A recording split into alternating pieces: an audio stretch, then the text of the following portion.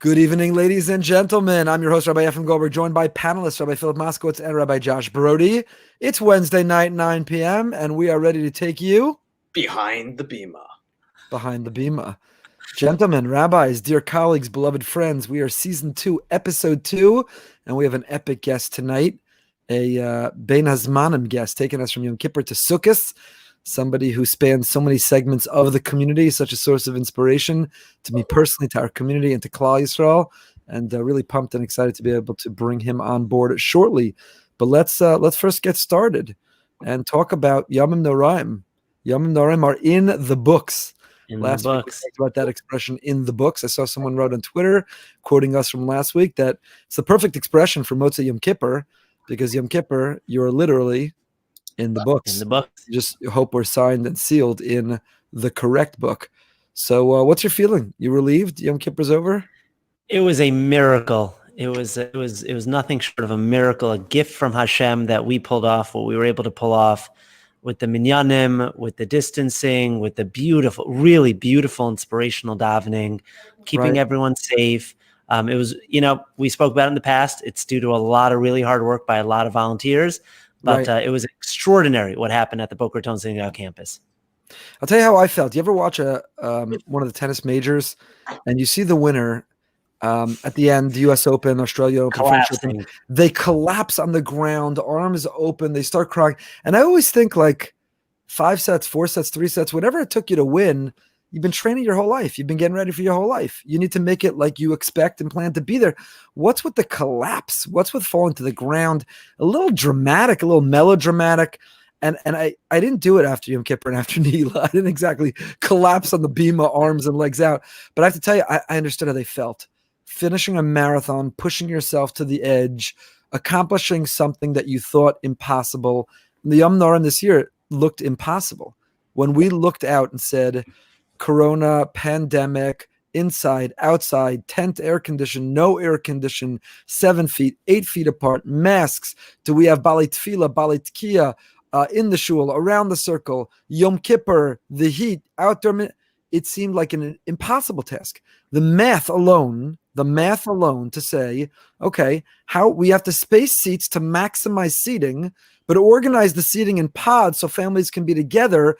The algorithm, the maximizing it was like taking the SATs all over again, an absolute nightmare. So I did not melodramatically collapse on the Bima at the end of Ne'ilah, but I felt like it. I will not lie to you. But I'll tell you, I felt a real camaraderie with everyone there. I felt like everyone there was just so appreciative to be there. They were so grateful that they had that opportunity. And every minute that you and I popped into, I don't know if you had the same experience, but I just felt like a collective, we're in this together. We're going to make this happen. And I found, thank God, our members are usually really positive and really optimistic. I found there was much less complaining this year. A lot of like, Rabbi, we know you guys are doing your best. We're happy to help in any way. And we're just so grateful to be here. And I think that was a really great attitude from our community. I agree. Proud of our community and grateful for everyone who pitched in, all hands on deck. Gabayim, rabbis. We had people daven for the Yom who'd never davened before because we had that many minyanim. And there was a real sense and outpouring of appreciation from the community of the effort that was done, which was amazing. What's your favorite piyut on Yom Kippur? I think I was in the minyan which skipped everything, so we didn't really have that this time. But I will tell you something. Rabbi Broide, that was only special for this year. We're not doing that. But I will tell you that because it was such a small minyan, everyone really felt like they were part of something special. Like if you weren't singing, like you knew you look back and you're like, well, why is that guy not participating? So everyone really, really stepped up to the plate, and it was really a special moment. For those who said piyutim, what's your go-to piyut? Which is the one that you're like, now it's Yom Kippur, now it's Yom Noraim? It could be Rosh Hashanah or Yom Kippur. Now it's Rosh Hashanah or Yom Kippur. We sing Chamel. No, so I'll tell you actually, Shimmy Kamenetsky sang V'yasayu to the tune of V'yitnu Lecha, which I haven't heard since Shalvim. So I haven't heard it in probably, 19 years, that tune. And apparently he sings it every year, but I haven't heard him yet since I moved to Boca. And when he sang that, not only was it magnificent, but it transported me back to my time in Shalvim when the room would shake. Literally, the walls would be shaking, reverberating with song. That was a very, very special moment for me. And I love Hayom at the end. There's something very special about the Hayom at the end. everyone feels like we've done it. We've made it together. We've gotten through most stuff. It was beautiful. And like, there's just this collective, like, let's let it all out for Hayom. I love that. People don't know this, but Shlomo wrote Y.E.S. He wrote that tune for Y.E.S. Oh, I didn't know that. To finish in that. It's very powerful. This year in Shalvim, it was the pods that were rocking. I don't know if it was the whole base medrash, and Shalvim and every other yeshiva and seminary in Israel in this unusual time.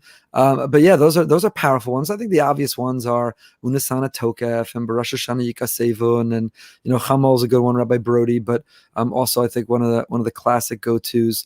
There are some tunes that the second you hear those, you're like, that's it. I love the Kaddish. Like, that's just, you hear that. The Kaddish is powerful. Yeah. Kaddish before and the bookend of Kaddish, right? The haunting melody of the Kaddish that introduces a Musaf or Ne'ilah, and the other side of that coin, the joyous celebration, relief, celebratory, triumphant Kaddish that follows a Musaf and a Ne'ilah. They move everybody. They're really they're exciting. Is there something that people sing but should be part of Nusach? Let's go back to and we're going to bring our guest on in a moment. I want to hear his take on all this. What is the part of davening that you're like, that's supposed to be Nusach? What are you doing when you talk about the Kedusha? Kedusha. It has to be Kivodo. It's just a pet peeve of mine. You could sing Kedusha all year round. On Yom Noraim, you got to do the Yom Noraim tune. That's my only hang up. Okay. Another hang up people have is it's been discussed in our Chazan WhatsApp group before. Sometimes the Chazan will try to apply a tune to Lekel Orech Din instead of doing the Nusach for Lekel Orech Din, which, by the way, I would understand why you'd want to apply a tune to Lekel Orech Din. It's repetitive, it's long, but it's also very powerful. To me, it's one of those Nusach moments that it's supposed to be Nusach. And this year in our Chazanim were outstanding. This is not calling out any of the Chazanim. It's personal. Each person has their own personal pet peeve with this. But in between the Al Chetz, when we say V'al Kulam, so do you sing that or do you Nusach for that? Different opinions, but there are parts of davening that you're waiting for Nusach. And if they don't do Nusach, or it didn't happen the way the Chazan when you were in 8th grade and you're a whole child and you're like, what do you mean? You got to sing Rosh Hashanah Yikasevun. I don't want to hear the Dvikas one. I don't want to hear the other one. But Rosh Hashanah Yikasevun that's the way I've heard it since I was 4 years old. That comes back to our previous conversation. That's how I heard it. Yeah. That comes back to our conversation from last week. The tunes you grew up on, you have such a visceral reaction to. There's such a connection with the tunes that you grew up with. And then the first time you hear something different, you're like, whoa, that's not what I expected. That's not Rosh Hashanah for me. That's not what Yom Kippur for me. Correct. And I think that's what's special about Rosh Hashanah Yom Kippur is there's such a connection with the tunes. In fact, I was speaking to someone who was, because of various reasons, had to be home this year for Yom Kippur. And the person told me, they said the davening, obviously the words are the same. Hashem hears my tefillot anywhere.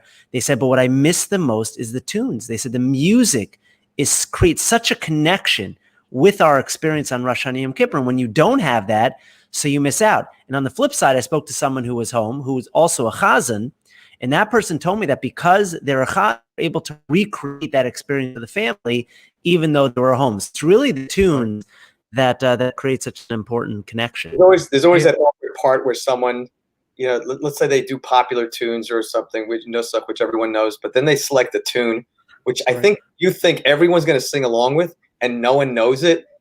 It's just, it's quiet. You just don't know what to do. Right. What's interesting for some of the people who are home, they have been amateur wannabe chazanim their whole life, and they had the opportunity to actually get the bima because they were home alone. Like, I'm the best chazan when I'm in the shadow. I'm the best chazan on the planet. But when you were alone, let's talk about that. Rabbi Goldberg was asked to be one of the chazanim for Ne'ilah this year, and you declined, even though I think you have a beautiful voice. And I happen to think that as a community, it's beautiful to have the Mora D'Asra up there leading a heartfelt, teary Ne'ilah. I think it would have been beautiful for the community. And you declined. What was the holdback? First of all, teary. I can't say good yontif to the community on Yom Kippur without needing 5 minutes to gather myself. I was bawling. The holdback is very, very, very simple. It's called, I love the community. I would never subject them to my davening. I happen to come from a line of chazanim my great uncle, my grandmother, Ruth Aboff, Allah Shalom. Her brothers were the Nolman brothers, Yisrael Nolman, Lou Nolman, Macy Nolman, Shleim Nolman. They were chazanim. They put out records or albums at the time. They led davening. They started the Bell School of Jewish Music. I did not inherit that gene. I think I did. I like to pretend at my Shabbos table I did, but I have enough self-awareness to know for the community that I did not, and I would not subject. So I'm going to throw the red flag on that. I want our members who daven at Boca Raton Synagogue to post in the chat who would, despite the deficiencies in your voice, you're about to be very disappointed. Who would like to hear Rabbi Goldberg lead us next year as a unified community in Ne'ilah, getting everyone energized to the finish line? I think you'll be overwhelmed by the results. It's not happening. Let's not waste time. But let's post a comment we have from one of our listeners. Rabbi Broide, could you read that comment? You did a great job calling. Oh, from my mother. Now the question is, your mother-in-law wrote, "You did a great job, Kol HaKavod, thank you." To whom is your mother-in-law addressing? You did a great job. To which of the three rabbis up here is she addressing that? Yeah. First of all, I said to the Armenian right before Ne'ilah that I was so excited to be on the circle this year, having a chance to be back. I said that when I found out I was going to be back, I said the highlight of Yom Kippur is getting to hear Rabbi Goldberg introduce Ne'ilah. And I said, and then at that point, I'm just looking out at everyone. Everyone's looking at me. I'm like, I guess we're not getting it this year. All right. Without any further ado, let's bring on our esteemed guest this evening. We are so excited to have him, Rabbi Yakov Horowitz, who is a dear chaver. Thank you so much for joining us on this busy time of the year. Everyone's building their sukkah, getting ready, choosing their daled minim, recovering from Yom Kippur, counting down to Sukkot, and you. Really, without a lot of notice, decided and agreed to join us. And for that, he's got a beverage there. What's the beverage? It's the greatest pleasure. Oh, what are you drinking? No, it's okay. We make a l'chaim. You know, when I do parenting classes for teens, I always say when you see the kids at a Poland Spring bottle, don't assume they're just hydrating. But this really is just water. L'chaim to you, l'chaim. Now, Rabbi Horowitz. First of all, everybody knows Rabbi Horowitz, founder and dean of Darchei Noam, founder of Project Y.E.S, author of countless books, hero and savior to so many segments of the community that otherwise feel abandoned and neglected, those who've been abused, some who are struggling with Jewish faith and observance, and a hero to so many of us. Everybody knows your name. Let me get your take. We on the show, we started the show during Corona when it broke out, and we had no access to our members. We really missed that banter. We wanted them to see some of the behind the baseball, as someone wrote this week on social media about behind the Bima. We started with a l'chaim, just to be grateful for life. L'chaim, a small drink in moderation, responsibly, not celebrating alcohol, not promoting excessive alcohol. And most people appreciate that. I have no problem with that. Every now and then we'll get an email from a listener who says, what do you need to do that for? And as somebody who's worked in that community, do you have a take on that? Is there, if you do something with moderation, responsibly, you're celebrating life, you're toasting the fact that you've made it and that, please God, your family's well and grateful for all who are well. What's your take on being able to publicly display moderation, or should we be taking extremes on issues that are very sensitive to the Jewish community? So I had an interesting, thank you, Rabbi Efrem, rabbis. It was a pleasure. How many years ago was I in shul lecturing? 5, 6, I think. Yes. Yeah. It was absolutely delightful. And I must say, Rabbi Efrem, I was watching the video when you left shul and you closed it down. That was very powerful. It was really very powerful. So I actually asked Dr. Twersky. We had when our 2 boys were teenagers. I asked him what he thought I should do. Should my gut instinct was to tell the boys that there's no drink, that if you want any alcohol, tell me and I'll make sure it's home. But don't let me dare catch you with a paper bag behind some building, So I wanted to do it in front of me. That was my instinct. I asked Dr. Twersky. He actually said that there should be no alcohol at all. And I told him, I said, Rebbe, he mentored me when I started the work you were describing. I said, Rebbe, I don't understand that. That's not how I'm living my life. I tell the children to do it in front of me. In fact, when the boys were into beer, they used to place their orders Thursday, and I would walk out of 7-Eleven with 2 6-packs.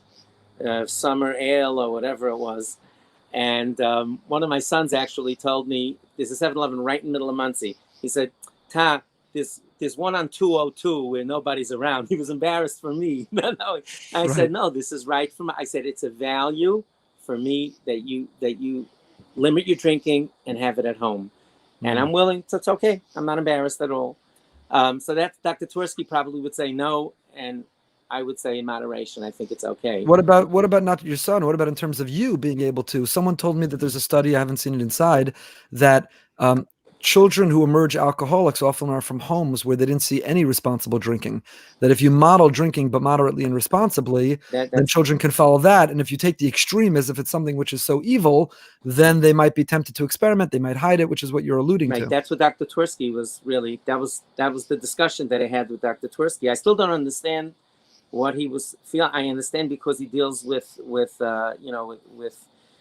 people who are struggling in recovery. The only perspective, Rabbi Efrem, that I would say is, having spoken to many parents of people who are in recovery, that's the only thing that I would say. Not so much as you're giving a bad message, but the people who are in recovery find it difficult to be around alcohol. So that's the only sensitivity that I would have. Have the perspective of a parent dreading Purim and Simchas Torah, and a place where there's a Kiddush club, and waiting at home. That a few mothers called me to share with me what it's like, waiting at 3 o'clock when your kid's not home yet. Wow. And so that was the only perspective that I would have. Would not so much being that you're encouraging kids to get drunk and become alcoholics. Quite, you're teaching moderation, but it's more the folks in recovery. That would be my sensitivity. Right. I learned that also, is that sometimes at a Shalom Zacher, let's say, everybody's drinking and they're encouraging and they're, and we'll often announce at a Shalom Zacher, hey, everybody, if you want to enjoy. You don't know who's sitting in that room, and you don't know who's on the edge of recovery, and the wrong pressure, because it's the Shalom Zacher or the Kiddush or the examples that you gave could really turn them off. There's so much to talk to you about tonight, and you are such a rich personality who's done so much and contributed so much, and we want to tap your wisdom and brain for so many things. But I want to start out with this, and then I'll invite my colleagues to ask as well. One of the things I think, Rabbi Yanki, you're so beloved to me and so many others, is you're one of those personalities that transcends Orthodoxy or Jewish worlds. You're not caught up in the things that divide us. You are equally part of, beloved, owned by, and committed to all the diverse segments of the Orthodox world. And when I say all, maybe I'm exaggerating, but I mean, but really breaking barriers and lines that others don't. Your project, Y.E.S, is a project of Agudas Yisrael, and your own yeshiva background, upbringing, and you're a Hasidic Yid. You dress and act like a Hasidic Yid on the one hand, part of an Aguda world, the yeshivish world, and on the other hand, you participate in and you go around and travel and speak, and you're a source of support to the non-Orthodox community and well beyond. You've more recently, but very much embraced social media to reach people where they are and to bring the light and the message that you have through social media. So a card-carrying member and proud, Aguda is proud of you to have you, not just you proud of them, and yet active on social media, active across boundaries and worlds. Can you talk to us a little bit about where that comes from, how you do it successfully, and where you think the opportunities are for more of that? Is there healing? Can we create some healing between the worlds? It's an interesting thing in Corona that technology, the big taboo and the evil, has been embraced by all segments and right-wing segments who are using it to teach Torah and to make connections and to host their dinner and raise money or coordinate their shiurim and yemei iyun. And maybe there's an opportunity here to be able to bridge some gaps and create some healing and unify our Torah community even stronger.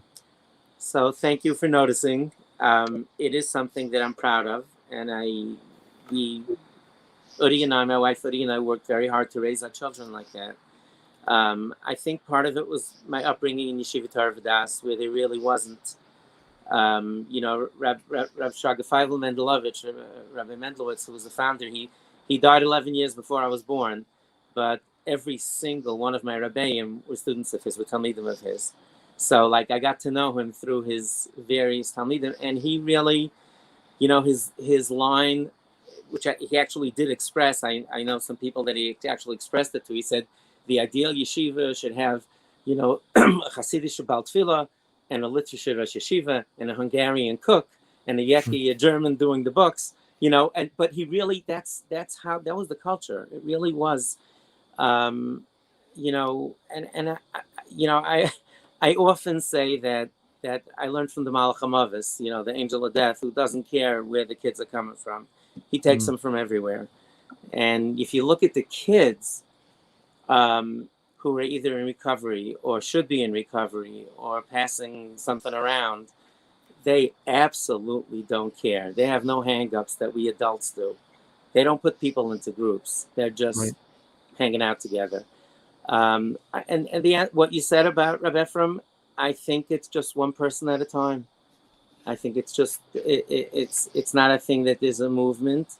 You just live your life like that, and hopefully people learn. And Kamayim Panim Panim. That's my thought.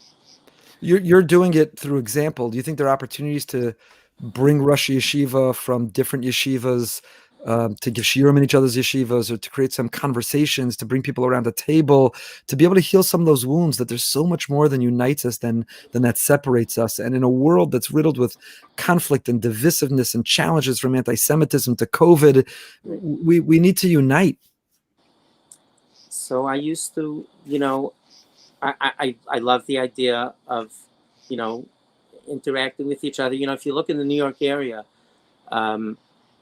Hatzalah does this beautifully well. The Bika Cholim, the charitable organizations that not-for-profits really do a remarkable job of just park it at the door. It's obviously more so in the greater, in a larger community, the larger diverse community. But I think every person has to do their own thing to try to reach out beyond their comfort level and get to learn about other people, how they do things. Last follow-up for this. Do you get any flack for being on social media? Maybe. I don't listen to it. I actually, you said the Aguda. I became a department head of the Aguda in 1997 when we started Project Y.E.S. Rabbi Sharaz Zatzal was still alive. It was the last project that he started. We spent 3 months working together. It was unforgettable, and I felt kind of cheated, but that he was nifter so shortly after we were working together, and I asked permission to relate the story. It's not confidential, but I opened the website in 1999, and that was a long time ago. A lot of institutions weren't even having email, or certainly not websites.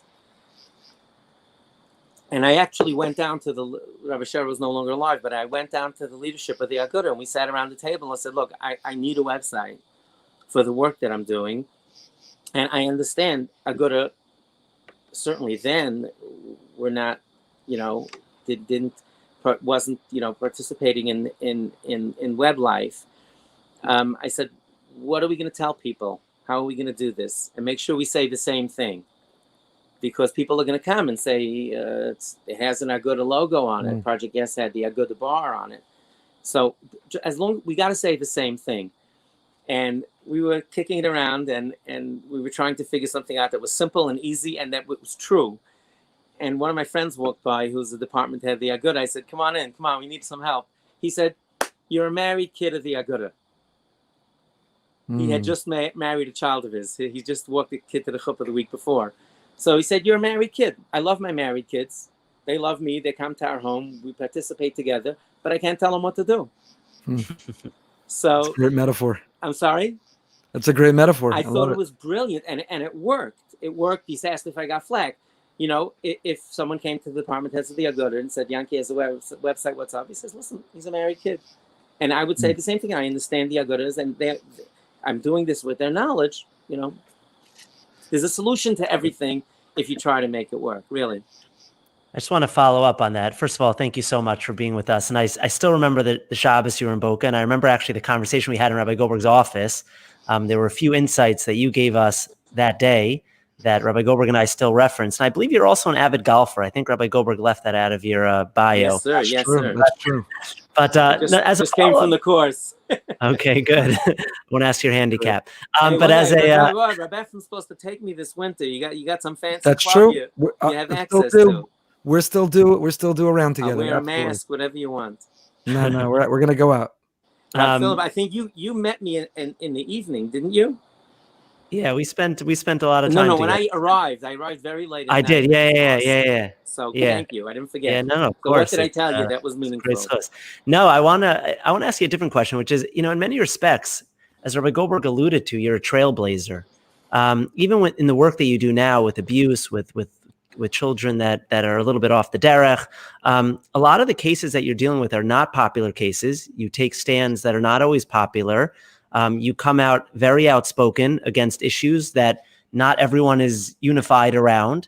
And that takes a lot of guts, a lot of broad shoulders, a lot of confidence. And it really takes someone willing to use their voice to do the right thing.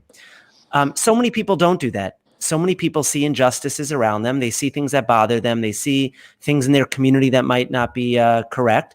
And they say, you know what, I'd rather be a conformist. I'd rather not use my voice. I'd rather be quiet. What gives you that confidence to use your voice, even when it's not popular? And who do you rely on when you have moments of darkness or moments of doubt that you look to say, I need you to am I doing the right thing? Do you have rebbeim? Do you have mentors? Do you have colleagues that you look to give you that confidence to use your voice in the right way? Wow, that's quite a mouthful. Thank you, Rabbi Philip. Well, Rav Shmuel Kamenetsky has been our posek in our organization since we started, and he's been an amazing mentor. In his humility, in his sensitivity, in his devotion. We had a reporting question about reporting to the authorities, and I called the Rosh Yeshiva to Philadelphia. I said, Rebbe, we have, there were 5 of us on our team, a leadership team of our mentoring program. I said, we have a few reporting questions about going to the authorities. This was in 1998. We would love to speak to the Rosh Yeshiva about it. So he says, yeah, okay, there's a 4:30 train today. Yeah, sure, so I'll be in at about 7. I said, whoa, we're coming to the Rosh Yeshiva. So he says, no, please, the train's the best. Nobody bothers me. He wouldn't even hear of it. He barely let me pick him up at the train. When I picked him up, I said, Rebbe, what's this all about? I'm not going to be able to call you again. So he said, my father, I said, I just turned 70. He said, my father said that everything after 70 is a gift and you have to share it. Wow. So whenever I get a call late at night or I'm busy and, that was, I don't speak up for everything. I take my public voice very, very, I wouldn't say it's a burden, but it is something that weighs on me, that I have a responsibility because I have a public voice, and to use it judiciously and carefully. All other things being equal, I would post about the political stuff going on in this country at least 3 times a day. At least. There are things that so offend me deeply, but I've chosen to sit it out after the election because everybody really made up their mind already. And I just think it would be divisive. So every once in a while, if you look carefully, you'll see something I write that's got a little pepper in there. But other than that, I try to use it for things that's necessary. And I think another part of it is, you asked I'm a contrarian by nature. It's just that's the way I was born. And you can imagine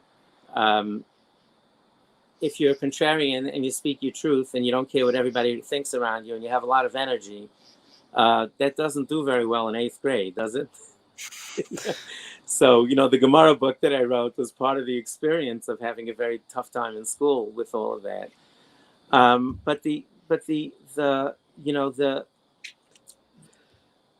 I'll tell you what I found. What I found is that speaking out is important.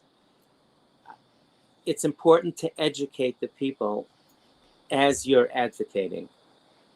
That's just that would be my advice. If you want to get out on a limb and say something or do something that's dear to your heart and important, we have to bring the public along. During the Nehemiah Weberman trial, that was my gutsiest advocacy in my life so far. I got death threats. It was really, really nasty. I asked each one of my children and my wife permission before I did it. Can you just give, for our listeners who may not be familiar, a 2-second summary of what that was? So there was a very high-profile abuse case in New York. There was a non-licensed therapist working in Williamsburg who abused lots of people, and I was called by the DA and asked to stand to support the victim. That she was under enormous pressure, and I decided to jump in. And I went to trial every day with the family, and it was a big deal. And a lot of people, they know that when I say what I mean, nobody tells me what to say. So it was an important move on my part, but I was ahead of everybody because Weberman was grooming the kids and people that wasn't part of the vernacular at the time, and there were other things that were going on. So I wrote about 10 articles over the course of the trial, a little bit at a time.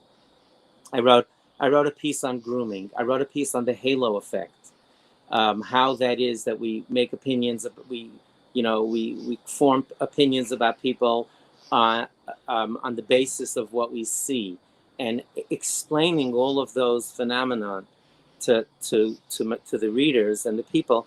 And I kept on saying to myself, most of the people in the street, certainly in Williamsburg, were on the other side, as seeing things differently than I did.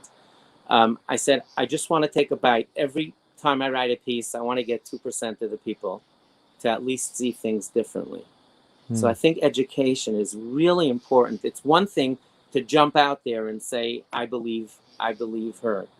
Or I did my homework. I wrote a piece that got 650,000 hits, that detailing how I got involved, why I got involved, that I spoke to 4 other victims, that they identified certain things that he was doing that nobody would know about, that he was telling them they were married in a previous Gilgal or other stuff like that.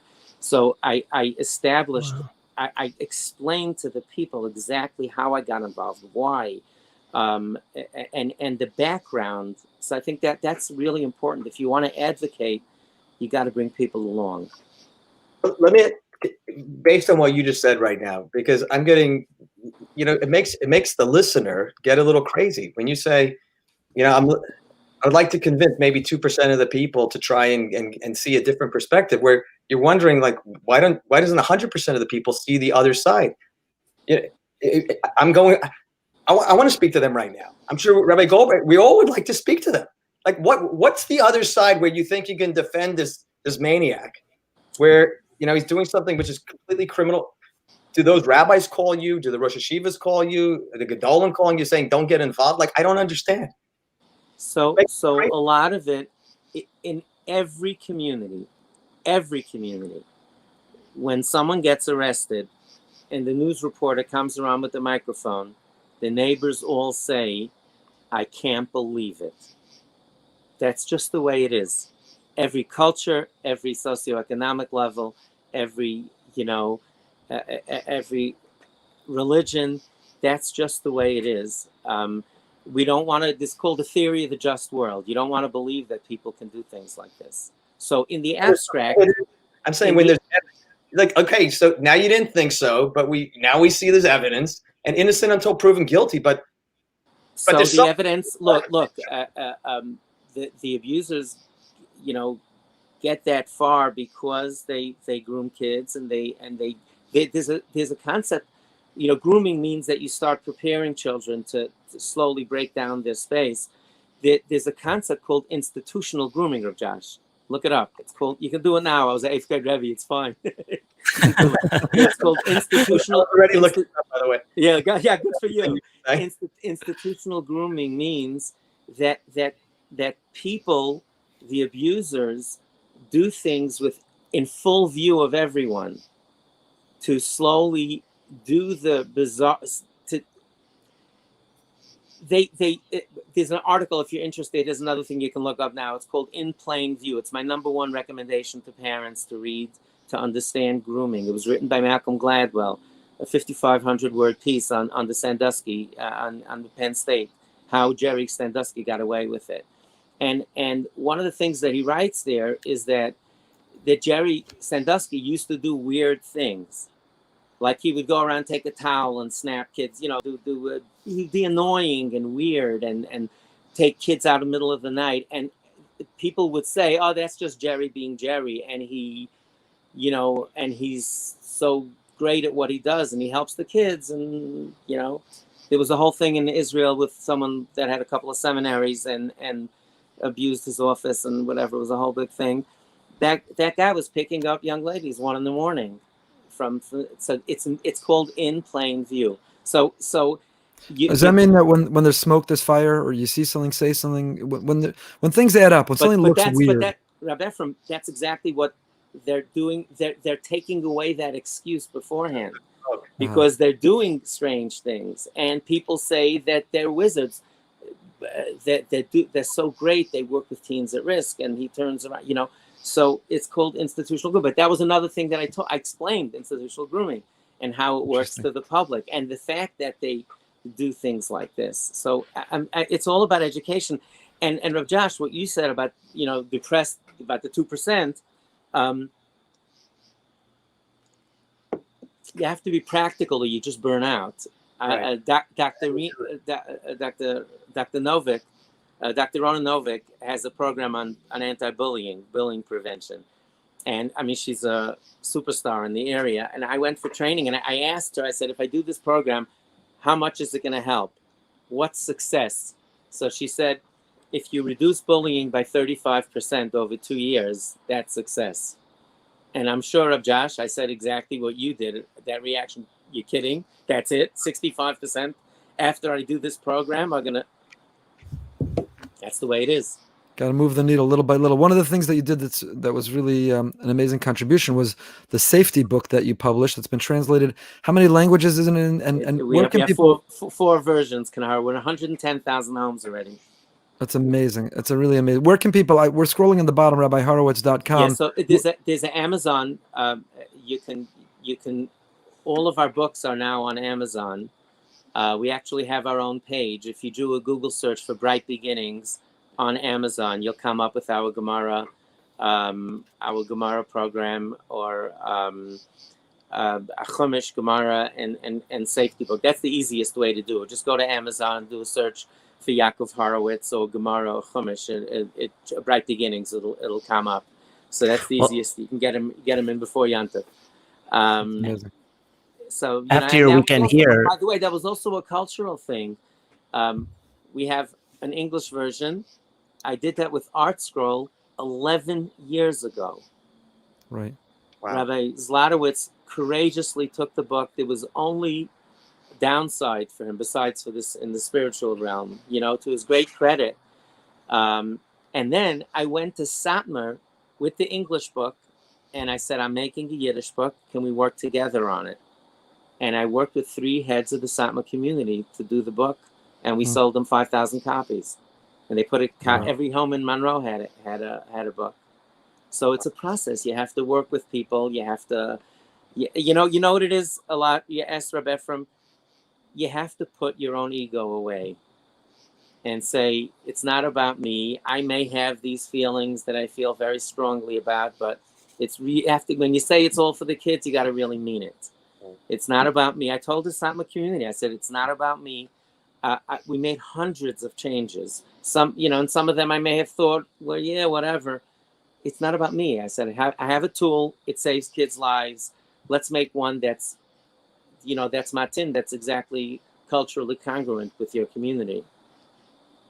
We appreciate your time tonight. We've already used so much of it, but let's, we talked a little bit about abuse and your courage in standing up there and confronting also These Gemara books are fantastic, giving people real access and training and appreciation and love of Gemara. Leave us with an inspirational thought. This time of the year, Rosh Hashanah, Yom Kippur, we're going into Sukkot. Is there a story? Is there a person or personality? Is there someone who jumps out at you? Is there something this time of the year going into Sukkot? What excites you? I see you're sitting outside. I know you're an outdoor person, not only golf, but so many of your Facebook lives and of your streams, you film outdoors, that beautiful background. We're listening to the birds chirping, and it's really wonderful. What do you do getting ready for Sukkot, getting ready to go into the Sukkah? What's your mindset? What are your thoughts? What gets you to that inspirational place?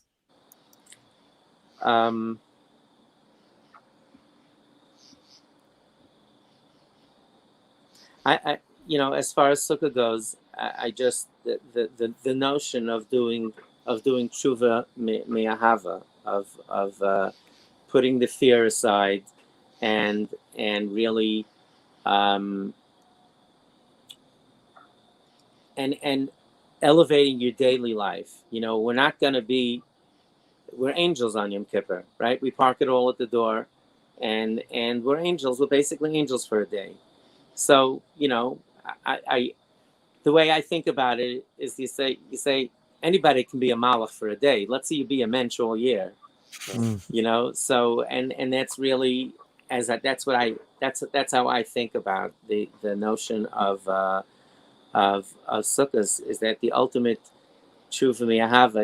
The Svarim compare a sukkah to an embrace that was surrounded by this mitzvah, and we set aside the fear and the anxiety of the Sarasumei Tshuva, and try to come to a happy place, a place of content, and to serve HaKadosh Baruch Hu that way.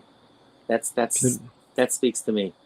Beautiful. I want to close and thank you by reading to you. I got a text today when we promoted that you were going to be joining us Behind the Bima, and it says the following: Rabbi Yakov Horowitz was my principal in 5th and 6th grade. He had a tremendous impact on me. He knew everyone in the school's name and address, and it was a game he would come in and call you by your name and address. Once a year, he would take each class out to the park for dinner and baseball. It was just us 5th graders and our principal. As I got older, I followed his work with the local Black community, NAACP, as well as issues of LGBTQ. I'm looking forward to tonight. He is really one of a kind. So what a beautiful testament to you by one of your students. I'm honored that they remembered. It's so interesting. You never know what kids remember. That baseball game, I did it really just to hang out with the kids. So he remembers that from 5th grade, and he's a married young man today. That's and incredible. Yet from 5th grade, he remembers his principal took him out, and he's followed you since. You continue to inspire him, and you inspire us, and we thank you. I didn't let any parents come. No parents, no rabbeim. It was just myself and the kids. And the parents would come pick up the kids at the end of the game. It's so interesting. You never know what kids remember. Wow. If I can just encourage Gemara learners, may I? Yeah, please. Absolutely, 100%. We based the Gemara series on the notion that that a lot of pre-knowledge, that there's background information that kids need to know before they start Gemara. Educationally, we try not to teach two things at the same time. And when you look at the assumptions that we make, when we expect children to be able to master Gemara, or adults for that matter, there's so much that they need to know. So at the beginning of the book, we have a section of 10 lessons explaining who the people are, how it works, and you laugh. This is Torah Shabbat Peh, the oral Torah. Oh, but it's written down, isn't it? Elu Metzias. Metzia is something you find. No, Metzia is middle, in Baba Metzia. There are so many things in the pagination, and we approached it like that. I actually took notes during my years as an 8th grade Rebbe of all the questions that kids asked me that I would have expected them to know. And we pulled this together to make an introductory section. And then the Gemara itself, tremendous amount of graphics, all sorts of memory tools. We have the children color code the logical components. I really encourage this. You can go on Amazon. If you look up Bright Beginnings Gemara, you can download a 12-page sample to have a look at it. It really is transformational. And on my YouTube page, I have a beginner Gemara series. I created a 55-minute lesson. I am telling you, it's called Ground Floor to Art Scroll in an Hour. Take anyone you know that has absolutely no background, zero, 55 minutes. They're able to pick up a translation Gemara and learn a Mishnah from it. Guaranteed.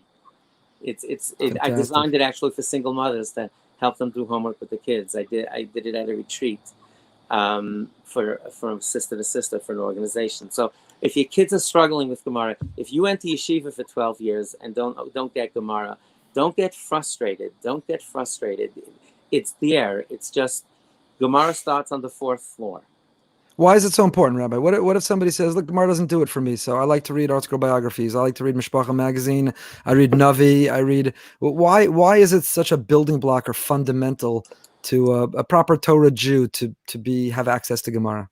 So I think one could make the argument that adults couldn't pick and choose what inspires them. You asked me what Sukkot. I didn't mention any Torah, right? I didn't tell you Torah. I told an emotional thought, right? So we can participate as adults. We can pick and choose what we want to learn. You can study Navi. You can study. The kids have no choice, and we're learning more and more and more Gemara. I went to Yeshiva Torah V'das. Nobody believes me. In 12th grade, it was either 2 or 2.5 hours of Gemara. Period. That's all was mandatory. The serious kids, we got dismissed at 6 o'clock. They sat and learned from 6 till midnight. But the kids are learning. They're learning more and more and more Gemara, and they're starting earlier and going faster. And there's a percentage of kids that just miss the train right at the platform, and they never catch up. Right. So, of course, you would say that Gemara is a portal to understanding halacha and to understanding psak and where it came from, and its richness, all of it. But the kids don't get to pick. That's right. The point. I wrote a piece called "It Doesn't Start in 10th Grade." That was my first mishpacha piece about when kids drop out. So folks, I specifically adults. If you have children who are struggling over Yontif, that you can download. There's enough material there for free. I have a whole series that's free online on my YouTube page that'll teach you Gemara Brachas and Gemara Elam Metzias. Start from the beginning and do skills with them. Teach them how to learn. Amazing. Rabbi Yanki, the common theme of all of your work is taking care of the underdog, taking care of the segments of society who feel that others don't care, and you've always cared. We thank you for that. We thank you for being with us tonight. Encourage everybody, buy the books. Rabbi Moskowitz was alluding to earlier in our community after you were here, Rabbi Horowitz, we sold a ton of the books, the safety books, and they make a difference. They matter. You know, as a parent, you know, I was a parent of young children. I still have young children. What you gave us was a great gift because you gave us the vocabulary to have a conversation. Correct. As parents. You enabled us to be able to, hey, let's read this book together. Yeah, let's read this book together. What did you say? No, you gave us the pretext to talk about it. It wasn't awkward. It was, we had this great rabbi. You mean for the child safety? For the safety, right. Yeah, for the safety. Right. And that's also an education process, right? It's an education process. That's just another example of educating parents about educating their children. Everything boils down to education. Thank you for noticing. Rabbi say, I am absolutely looking forward to coming back sometime. Can't wait. We can't wait. We're going to hit the golf course, the Beis Medrash, and we're going to hit the speaker circuit. We're going to have you back at BRS, and we look forward to it. Thank you so much for being with us, and wishing you a good Yontif, a good Kvittel, and we'll be in touch. Thank you. Thank you. Great seeing you. Wow. Amazing. It's great. The great Rabbi Yakov Horowitz. That guy. Always fantastic. Always fantastic. Rabbi Broide, you should download this Gemara books. I was holding that back the whole time. I needed Gemara. First of all, I'm still trying to catch up on this Gemara. Every week I have this share with my Rebbe, and I'm like, I don't know. You're sticking with it. What's it been like having Gemara back? I mean, Gemara it's a building block. It's a foundation, and we should find access to it for everybody. You're back to it. You're back. I know that it's on your calendar, and it's sacrosanct. You're out of touch. We can't reach you when you have that Ner Jake reunion shir. Right. What has that meant to you? It's been great. It's been, I mean, Torah Lishma, right? That's the whole purpose. Unfortunately, when you become a rabbi, you become an educator, right? You're teaching to teach. You're teaching because you got to know this for that.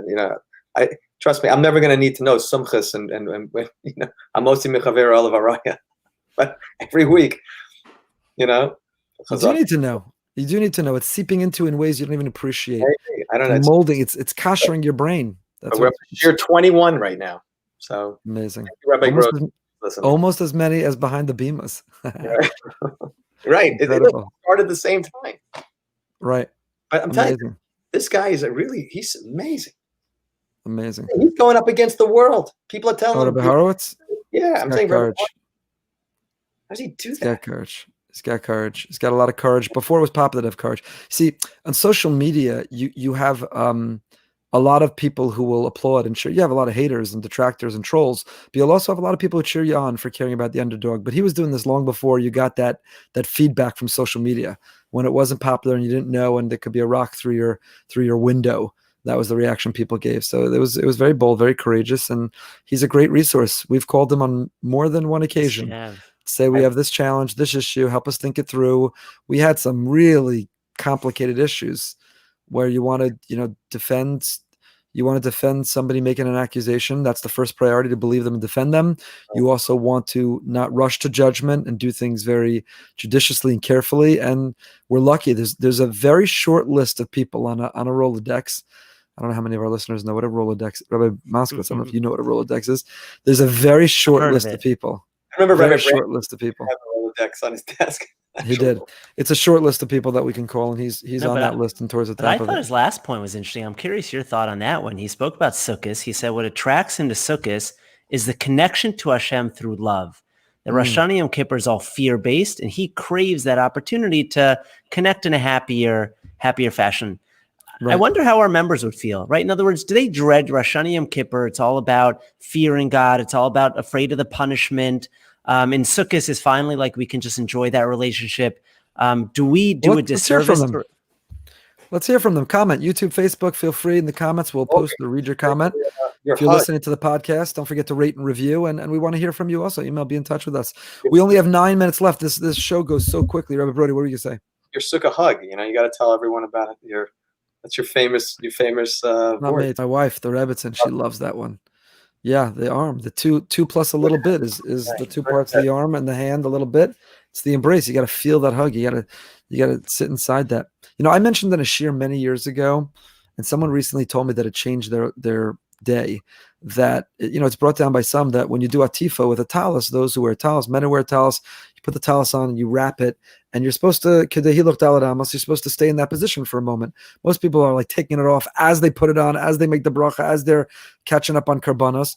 And there's this image that when you put it on, you should feel like you're enwrapped and you're getting a hug from Hashem. Wow. And if you take that, who doesn't need that hug to start the day? Especially now, you can't get any other hugs.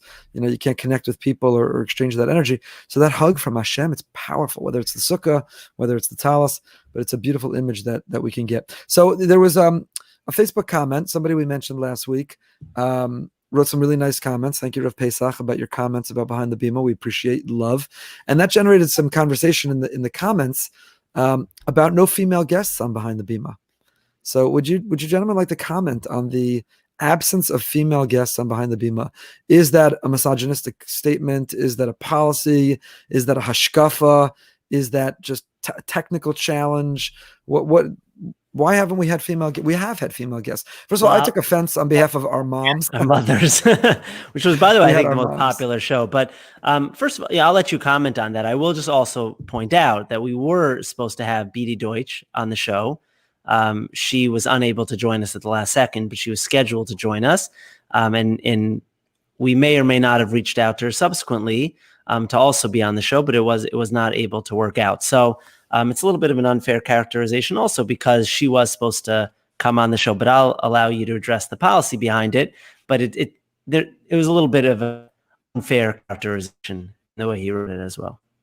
Yeah. Rabbi Broide, what do you think? I'm fine with it. Yeah, I'll tell you, this is actually a big story about nothing, which is we're all fine with it. I don't know another shul in the country. We have such diverse scholars and residents in a normal time. We have a visiting Rosh Yeshiva series and visiting Gadol series, and we have speakers and scholars and academics, and we have women, and they speak from the pulpit. Davening ends, men take their talisim off. Davening has concluded, and women are invited to come up from the pulpit and to teach, inspire, share, and they have, including Dr. Rhoda Novak. In fact, do you remember what one female scholar and resident said to you when we invited her to the Bima to speak, she said, "Really?" She said, "In my shul, I'm not able to speak from the pulpit, from the Bima." So she was very surprised that she was afforded that opportunity at Y.E.S. I think it was Dr. Erica Brown, who said that. I don't remember, but we say that we share that not as an apologetic. I will say this: it's the complication has been some scheduling, of which we will continue to try to organize. Also, in full transparency mode, we have received some feedback from people who say the optics of a female guest with 3 rabbis, it's a little overwhelming, and the optics of it aren't great, and keep it an all male show, and there's nothing wrong with that, and have those conversations. So we've had mixed feedback from our listeners, what they're looking for. Not to suggest, again, there's not an enormous amount that we can learn from 50% of the population, and we do in our shul on a regular basis. So look forward in season 2 to having some female guests, but we say it with the caveat that nobody should later talk about it's an uneven panel, 3 and 1, and this is not a panel, this is a podcast. This is 3 BRS rabbis having fun, bringing on people we can learn from and be inspired by, and we will continue to do that. And that's part of the issue, and that's why we have something called Behind the Bima. It's almost like give you the benefit of the doubt. Like, people don't realize what it's like to be a rabbi, and certainly in a synagogue like this, which is so big and has so many different types of members, such a diverse group. But the point is that we're constantly talking about it. We're constantly trying to figure it out, and it's not easy. Yeah, right. We're not ignoring it. It's part of the bigger conversation of it's easy to have all the answers when you're on the other side of the desk. When you're in the seat behind the desk and you got to make decisions, and it could be coronavirus policies, Sukkot's coming up, and how to organize Simchas Torah, or should people have meals together, schools and their policies. It's easy as an outsider to have all the answers. When you're sitting behind the desk having to actually make the decisions, things are a lot more complicated, a lot more gray. Not to suggest that this is not one of them. Just thought we would respond to some of those comments online, that there's no controversy there, despite efforts not by some in that stream, but sometimes to generate some of those controversies. What else on the agenda, gentlemen? I'd like to speak about your Shabbos Shuvah drasha, which, by the way, was phenomenal. Thank you for providing us with that inspiration. But one rabbi, Reuven Spolter, made a comment online where he noted the Your Shabbos Shuvah drasha has an enormous amount of views. People can find on your Facebook page and your YouTube page. And he wondered, is that the path going forward? In other words, is the classic Shabbos afternoon Shabbos Shuvah drasha a thing of the past, and it will now be done on Motzi Shabbos, where it could be videoed and recorded and telecast with a live audience? Or is there something special to that Shabbos afternoon, like the aura of as Shabbos is ending, everyone being in a room together, no technology, no distractions? And, I'll be honest, I was watching your Shabbos Shuvah drasha, and I found it very inspiring. But even as a listener, it was not the same. It was not the same than being in the room as a community without my cell phone, with no distractions, with nowhere else to be. And I'm curious your thoughts on that. That is a great question, and that was a great post by my friend Rabbi Spolter. It's the word I used when I responded to him, and I'll use it now also, is it's intoxicating as a rabbi, because you prepare, you work hard, you're excited. There's an energy in the room when Baruch Hashem, we have a wonderful culture in our community of twice a year really getting together all the diverse segments of the community, the different minyanim. It's an event. Shabbos Shuvah, Shabbos Gadol, having nothing to do with me, preceding me. It is an event. It has an and just so people understand, we're talking like 800 people there, right? I mean, it's a packed room. It's an event, and there's an energy, and you get up. First of all, there's butterflies in my stomach. I'll give you the behind, if you want the behind the baseball, or is that the expression? Did I blow that expression? What's the expression? Behind baseball? No. Yeah, I'm not sure. Behind the bee, it really is. Behind the Bruins, there's a show Behind the Bee. But anyways. I'm blowing that expression. But anyway, I have butterflies in my stomach the whole day. I prepare, I work on it. I'm excited to give it, to unload it. I have a special tefillah. There's a conversation Hashem and I have a few moments before I give it. I go in my office, and that image I just gave you about the talis, it's brought down by several svarim that the Kavod HaTzibur, the Rav, wears a talis for the Shabbos Shuvah, Shabbos Gadol. Some don't know it, some mock it, but frankly, that's just ignorance, because it's centuries and centuries old. This minhag, it's a Kavod HaTzibur, inside baseball. Thank you, Donnie. So the inside baseball of it is, I have butterflies all day, and I still get my Shabbos nap in, but I wake up nervous and counting down, excited to deposit the drasha, to unload it, to share it, to give it. And And there's a whole conversation I have with Hashem. It's a private conversation, but right before. But it includes the fact that Hashem, like, this is for you. I really want to just be your conduit. I want to inspire, help me have the right words, help it all work out, and help it go well. So having that energy in the room is amazing, and it's powerful. It's palpable. And it's absent when you're speaking to an empty room, no matter how many are listening online or listen online later. However, when you look at the numbers and the reach, and I'm going to assume that 80% turned it on for 2 minutes. If you just take the number 20% who actually watched the whole thing, it is still a multiple of the people in the room. And for someone who prepared her as a public speaker, that's intoxicating. It's exciting. We had one click that we were 5 of us watching also. Right, that's fair. That's fair. Or 3 of you watching, 2 of you sleeping. I don't know exactly how the numbers work out, but so I would say it's intoxicating. But one of my kids, they put it up. They took it from the phone and it went up on the TV. We're watching you on the big screen. That's awesome.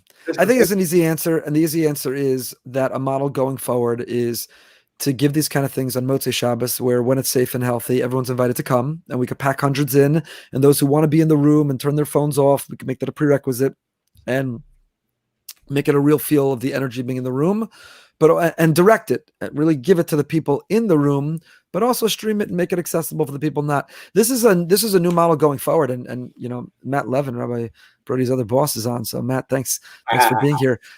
This is a model in general, and you're about to see it come out after Sukkot. Here's a little preview for you, where BRS is a offline community. Let's be clear. Our mandate, our foundation, who we are, what we're about, what matters, what keeps us strong are our members, physical members, our community, those who attend, those who combine, those who collect, those who connect. You are A, B, and C, 1, 2, and 3, 10. That's it. But there's also a broader or a further concentric circle of a community.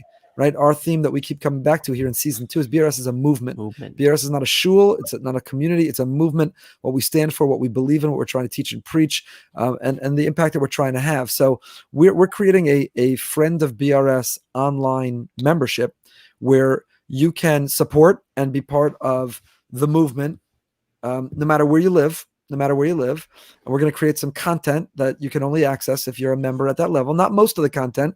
The shiurim, the articles will still be available free to everyone. You know, but that will be part of the movement and the membership to create that movement beyond also. Because, you know, you and I, we're preparing, we're teaching, and we love to see and interact with and connect with our members. But it's also very gratifying to create new relationships, broader relationships, to transcend geography and even time difference, and to connect with people wherever they are is something which is really awesome and really fantastic and really exciting. So you're going to see that coming out. Okay. So yeah, that was that conversation. Other exciting news in Boca. Should we put a teaser out there? Go for it. This is a big one, by the way. This is big news. It's a big teaser. First of all, it's not just Boca, because when New Yorkers come down, this has significant implications for their gastro decisions. This is big. So we have wonderful restaurants in Boca, beautiful, wonderful restaurants. 3 of them happen to have been in the same location and owned by the same owner. And those 3 restaurants have been sold. Butcher Block Express, and Mozart are no longer. They are currently closed because they were sold. And there's a group that bought it. There's a master chef, an amazing, incredible chef who owns a restaurant in Teaneck, New Jersey, who will be the food brains behind the new restaurants that will be opening. But after Sukkot, there's a great group who purchased it, competent, capable. They've got vision with this incredible chef, Seth, and they're going to come out with some amazing restaurants. And, you know, we have other restaurants. I want to just promote and share all the restaurants in Boca. I don't want to leave anybody out. I don't want to start naming names, but it's not just in that area. All throughout Boca, we've got great places to eat. Milchik, Fleischik, fast food, sit down. But these 3 particular restaurants, that is a big change, which people will see coming. No, I'll tell you why it's exciting, because, you know, it'll really anchor Boca as a food destination. I mean, obviously, as you said, we have amazing restaurants, but, you know, there are some really good ones in Aventura and Surfside and Bell Harbor, and but now you're going to make Boca, and people are going to be coming up from those areas to here, whether it's for our current restaurants or whether for the new restaurants. And that's exciting because, you know, you and I see Boca's exploding in people coming all over the place, east, west, north, south. It's unbelievable what's happening here. Boynton, Deerfield, all over the place. What? Delray Beach. Delray, right? How many Chabads have opened in Delray in the last 2 years? So I think now that you have a food anchor there, it's gonna be a real game changer. I'm excited. Agree. Like we said, we already have it, and we're just expanding it, and we're looking forward to the difference that's going to make. It's a little teaser out there for you, which is some exciting stuff. Just a last update, and then we'll call it a night, and we'll put a lid on it, and then we'll pick it up next week. Our special Chol HaMoed edition. We have some excited things planned for the Chol HaMoed edition, and following Sukkot, big guests and big names. Big conversations, big stuff. But unfortunately, we give this update every week. And tragically, there's this update to give every week. We long for and hope for the day that it won't be there. And we do it not to get political or take political positions. We do it because we believe you got to call out people on your side, the other side, every side when they've crossed the line. So AOC pulled out of the Rabbin event. When even J Street is disappointed in you, you know that you got a problem. And that's a problem. That's a problem when you can't even be part of memorializing and remembering a murdered Prime Minister of Israel. That's a huge problem. I know that it's been big controversial that the president last night failed to unequivocally. Did he mean to? Has he in the past? Will he again? Not weighing in the politics, but clearly left the door open for clearly condemning white supremacist group. The other nominee for president used a Nazi comparison, Joseph Goebbels, when talking about the president. These are images, and you can't invoke that kind of a comparison. But I will say something positive that's come out in this front about fighting anti-Semitism. Our congressman, Ted Deutsch, who's our congressman and also a good friend, not to suggest anyone agrees on everything or we agree on everything, but we're grateful that he is our congressman taking a leadership on things like this. He is part of and a leader of, they announced on Tuesday, a new global interparliamentary task force to combat digital anti-Semitism. Representative Ted Deutsch, other representatives from both sides of the aisle, Democrats and Republicans, with elected officials from major parties in Canada, the UK, and Australia. Another member of the panel of Knesset, comes from the Knesset, and this interparliamentary, international new group is going to fight online anti-Semitism, and I think that is a very positive development. Grateful, and I want to thank our Congressman Ted Deutsch for showing leadership in that area, not just talking about anti-Semitism, not just calling out those who flirt with or violate the boundaries of anti-Semitism, but also who are going to be working on it. He's working on his website, and we are going to be working on our website. Danny Oppenheimer, thank you for agreeing to take the lead, where we're going to be able to list the people who deserve our support and list the people who deserve our opposition and calling them out, and try to move the needle in the ways that we can. Rabbi Yankee taught us tonight, 2%, 3%, 5%, 10%, they all add up. You got to move Use the your needle voice incrementally. judiciously. Use your voice judiciously, choose your battles, move the needle incrementally, because it'll all add up to moving the needle in a big way in the end. So unless you have anything else to add. I'll just say my son-in-law's here with my daughter from Israel. Great. And I tell you, I came home tonight after that lulav thing, and let me tell you something. The frame of the sukkah is up. That's unbelievable. Jake, great guy. Nice to have someone with a little height around, huh, Rabbi Broide? I wouldn't have been able to reach. I was like, oh, did you use the ladder? He's like, I don't know. It's like, what ladder? What ladder? Does anyone, I know our podcast listeners will listen to this afterwards, but anyone have a Heat update? Our Miami Heat are in the NBA. Blah. Who sports? Who needs sports? Hometown fan. You got to be a hometown fan. Nah, I can't. Other than for baseball, but the LeBron days ruined it for me. That's gonna get feedback right there. And this is our opportunity to defeat him. This is it. I'm all right. Sports. On that note, stay tuned for next week where we explain the history and background to the greeting. I think one of the great Jewish greetings. That'll be a popular conversation next week. What are your favorite Jewish greetings? One of them is good kvittel, a good kvittel. Pitkatava. Where did that come from, and what does it mean, and why do we wish? I love good kvittel. You love good. You use it all the time. I love good kvittel. So we'll talk about that next week and so much more. Until then, stay healthy, stay happy, stay holy. We'll see you next week. Thanks for joining us tonight.